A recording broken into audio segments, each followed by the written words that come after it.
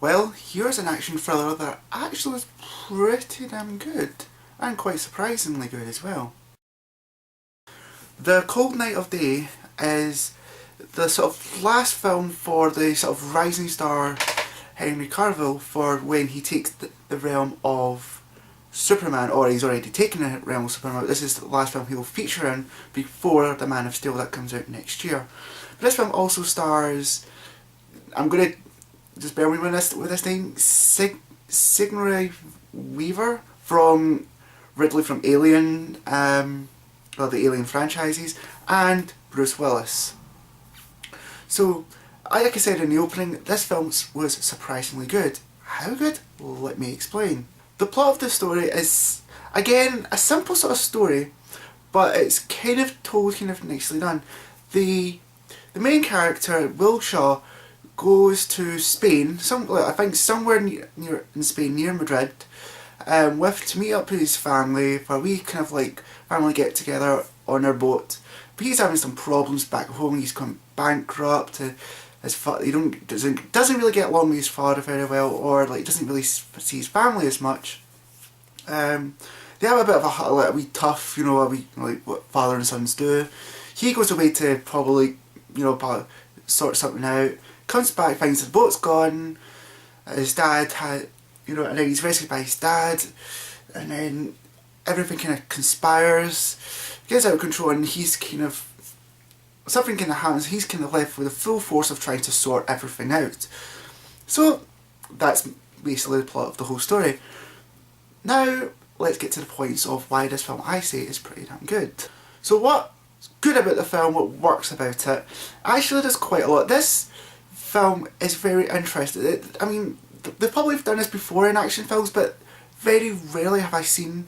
Here's a simple take. Sometimes when Will Shaw or Henry Cavill is like searching for something, what they do is they'll start off at one point, and then the camera just kind of goes round the whole scene, but it does it kind of like swiftly. So it's like as though he's looking through the whole room, and then it just goes back right to him. And I think that's actually pretty cool in how they do that.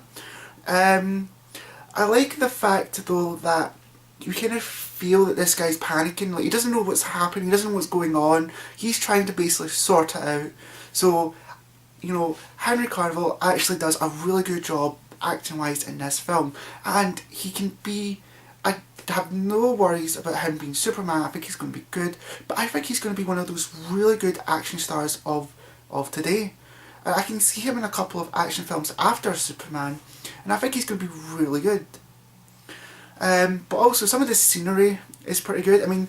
I recognise one scene from the film Haywire, and it's just this big sort of square, because they're in Madrid at this point, so I kind of recognise one of the scenes. But all in all, like, the action is like really good. It keeps you edge of your seat and kind of keeps you guessing and probably wondering what's really going on. You're trying to figure it out as well. So again, that's actually what I think is really good, and it's kind of worth a watch. But there is a couple of things wrong with the film. What's bad about it?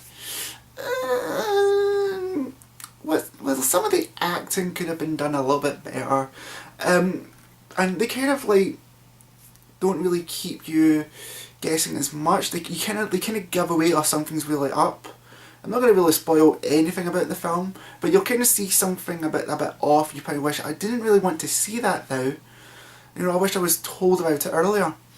And then some of the acting is a wee bit bad. Like, there's this guy, right? I think it's like Henry Cavill's sort of son character in this film.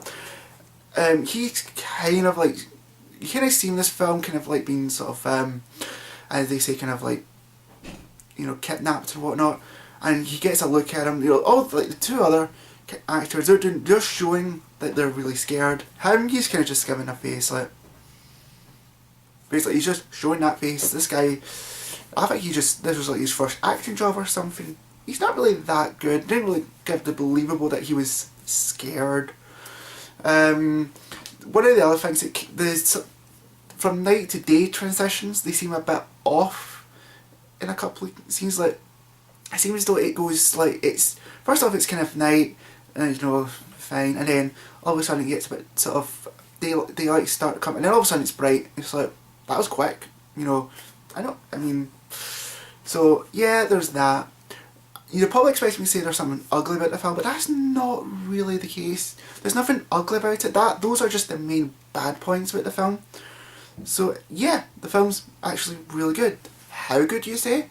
Well, I thoroughly enjoy it. I probably think this is just going to be one of those sort of action flicks, but hell, that's what it should do. It should make you feel joy. So I'm going to give the film a score of great. I actually thoroughly enjoyed it. And for numbers, 7.5. Again, you know, it's an action flick, it does its job well. I thoroughly enjoyed it. I probably will pick up on Blu-ray. So that's that. I dare you go and try and catch this one out before it completely goes away, maybe due to the Avengers. But then stay tuned next time, as the next film I'm reviewing is Battleships. Stay tuned for tomorrow.